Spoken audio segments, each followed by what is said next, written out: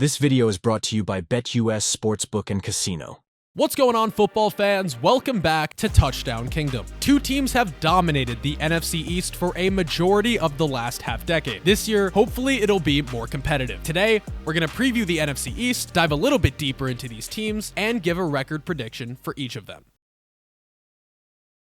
The New York Giants have a big issue, and it's at the most important position. Daniel Jones is just straight up not the guy in New York. He's heading into his 5th year as the Giants quarterback, and he has just one solid year under his belt. That just isn't what you want as your franchise quarterback, and in a year where there's so much talent all over the roster, you can't just throw it all away because of who's under center. Malik Neighbors is a home run player. He just needs the ball. Aside from him, there isn't really much to be excited for on this Giants offense. They replaced Saquon Barkley with Devin Singletary, which is like replacing your brand new car with a pogo stick. The reports from camp on the offense already aren't pretty. And honestly, if it keeps up, there is zero reason why Brian Daboll shouldn't try Drew Lock as QB1. It's a shame since the Giants do have a ton of talent on the roster, especially on defense. They made a splash by trading for Brian Burns after already having one of the most dominant defensive lines in football with guys like Dexter Lawrence and Kayvon Thibodeau. This defense could finish top 10, but without any sort of offense,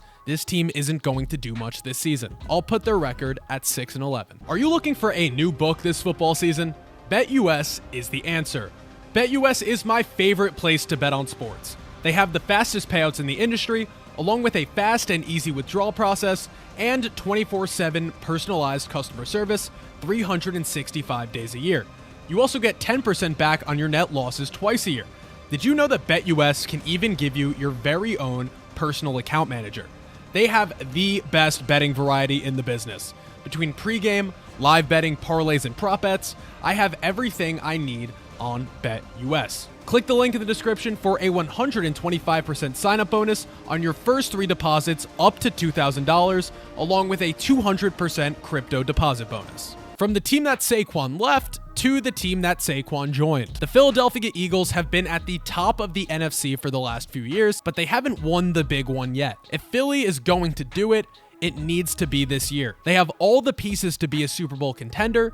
It's just about putting everything together and making it happen. The offense will more than likely continue to be a powerhouse, even more so with Saquon Barkley in the backfield. The Eagles and Giants offensive lines are polar opposites though, so we might get to see Saquon back in his old form. The biggest X factor for this team though will be the defense. Despite having talent all over the field, they still finished 26th in total defense last season. They have a brand new defensive coordinator, along with some more pieces like Bryce Huff and Quinyon Mitchell to get some more support, especially in the secondary. This is still one of the best teams in the NFC, and they are going to have a successful season. I'll put their record at 12-5 in 2024. I feel for fans of the Washington Commanders. Not many fan bases have had it harder both on and off the field the last few years than them. Luckily, now they do have something to get excited for. Rookie quarterback and 2nd overall pick in the draft, Jaden Daniels, was chosen to be the guy in Washington going forward. The big question now is whether or not he will be. Daniels is a fun prospect. He has a huge arm and can use his legs efficiently. They also put some solid pieces around him to help him out. I just don't think starting him right away has any sort of benefit for this team. He isn't a prospect who's NFL ready, and they have a solid option in Marcus Mariota to start and give Daniels some time to sit and learn. There is